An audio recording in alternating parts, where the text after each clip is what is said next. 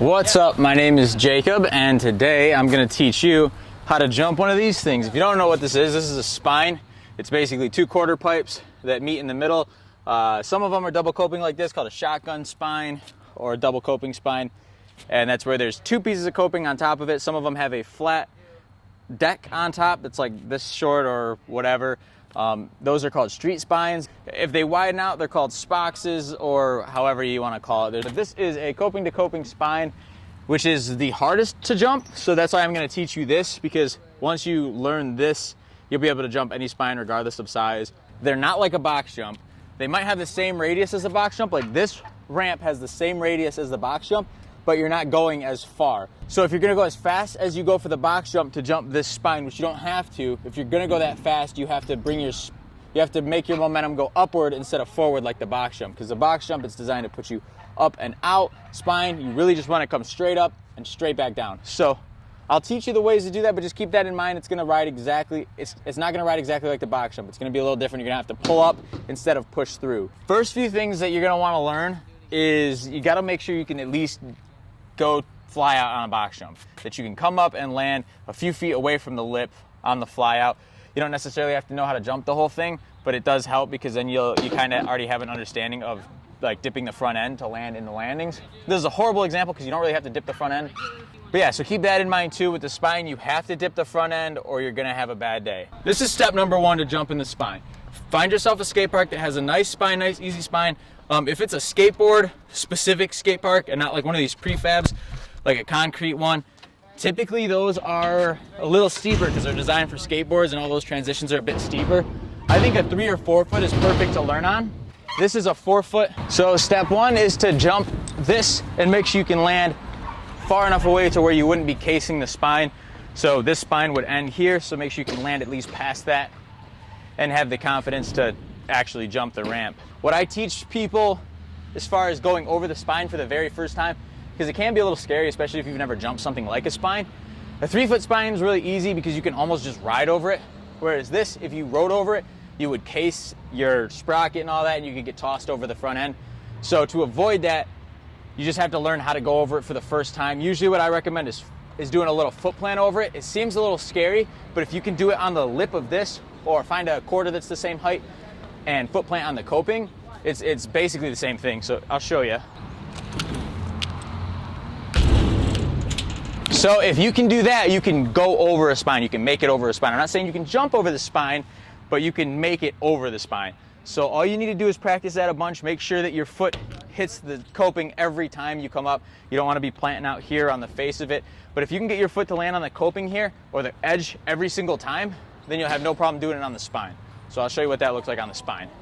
And really, usually if you're afraid of this trick, if it scares you to even think about going over the spine, your problem is just that you've never gone over it before. So you don't necessarily have to jump it perfect first try. You just have to get over the fear of going over it, because then you can work your way to doing it. Because once you can make it over the spine, then you just have to work on not doing the fast plant or the foot plant over it. Don't do it for too long. Do it just to get over it for the first time. Understand what the up and the down feels like jumping into it. It also helps if you just bunny hop into the lip of the box jump so that you can get the idea of what it's gonna feel like to dip your front end. You just ride up, plant your foot just like you did over there, and then you can set the bike down and then put your foot on. You don't have to hop back on like a foot plant. You just set your foot down as like a safety, set your bike in the transition, and then roll over it. And that will get you over the fear of going over the spine.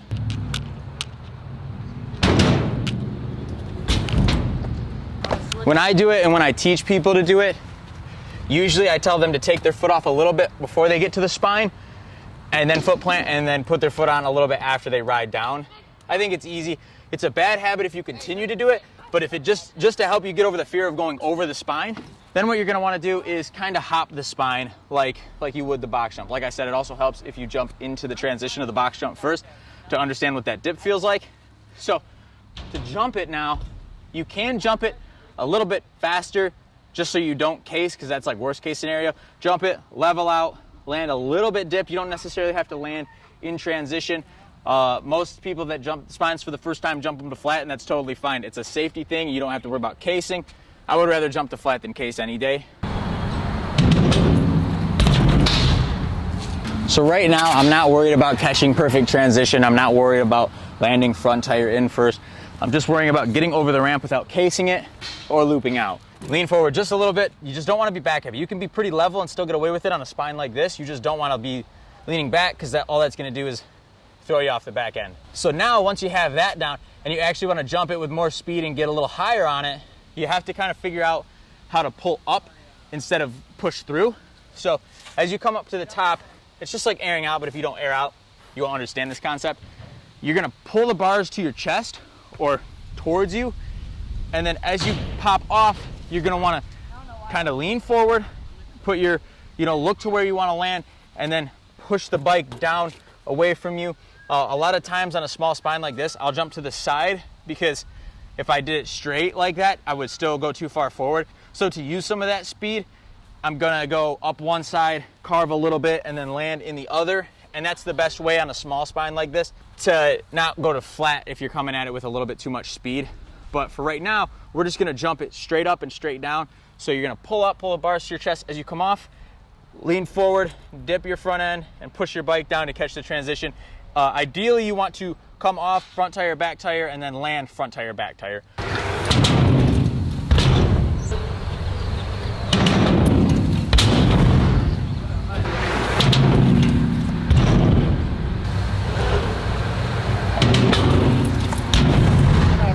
So you could probably tell the difference between that one and the first one.